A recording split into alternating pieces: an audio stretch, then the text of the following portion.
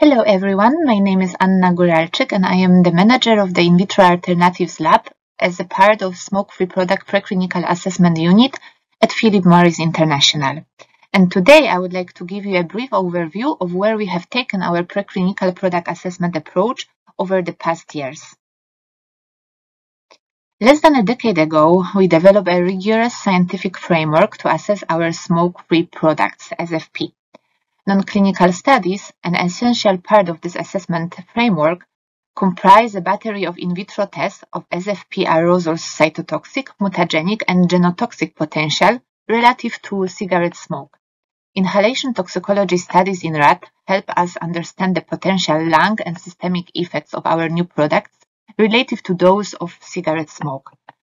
Complementary system toxicology study provided further insights into the mechanism of exposure-related biological effects and aspects of disease biology.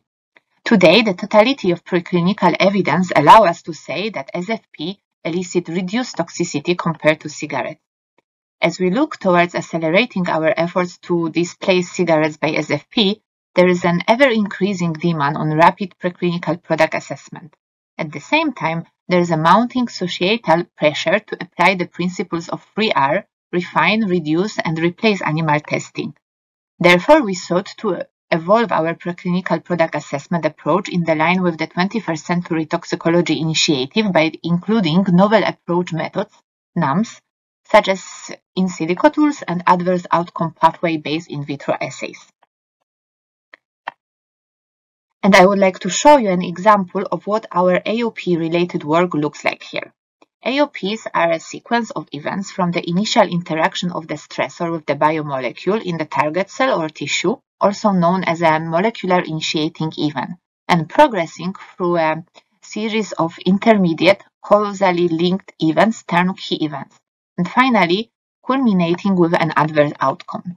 Conceptually, AOPs organize known data in a recognizable and uniform modular framework. AOPs are shared among the scientific community, charged with the chemical risk assessment via so-called AOP wiki. To date, with several partners, we have co-created 5 AOPs capturing much of the current knowledge on the exposure-related mucus overproduction and dysfunction of mucociliary clearance that culminate in impairment of lung function. More recently, we focus our efforts on converting our preclinical findings into predicting the risk of an adverse outcome by applying computational modeling.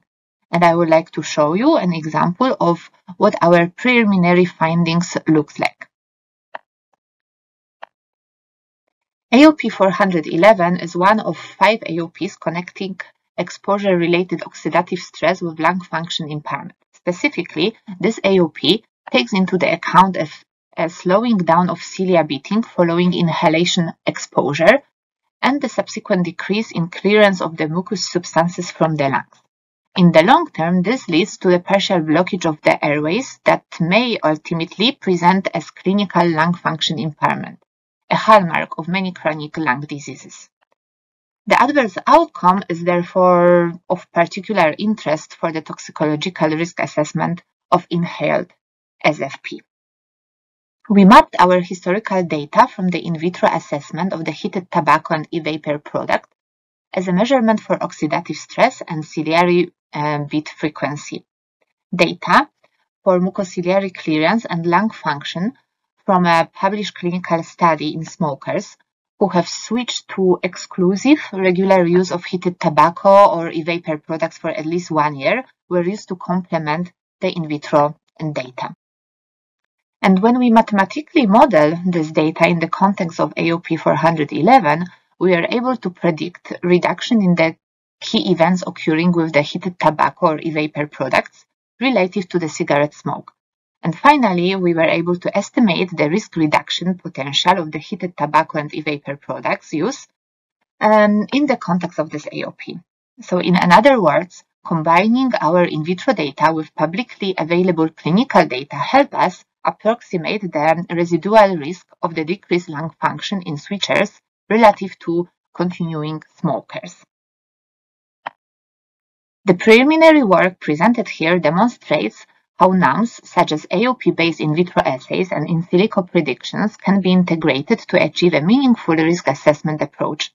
Even though we are just beginning to understand its potential with respect to regulatory implication, we are fully aware of the long road ahead. It is clear that we must stress test our approach by confirming its reproducibility for different types of SAP. Our current models are based on various assumptions. We need to incorporate emerging data on SFP to refine these models. We also have to evaluate the proportional contribution of other AOPs leading to the decreased lung function. And finally, we need to work with the wider scientific community to drive the conversion of this work into integrated approach for testing and assessment to achieve regulatory acceptance. Thank you very much.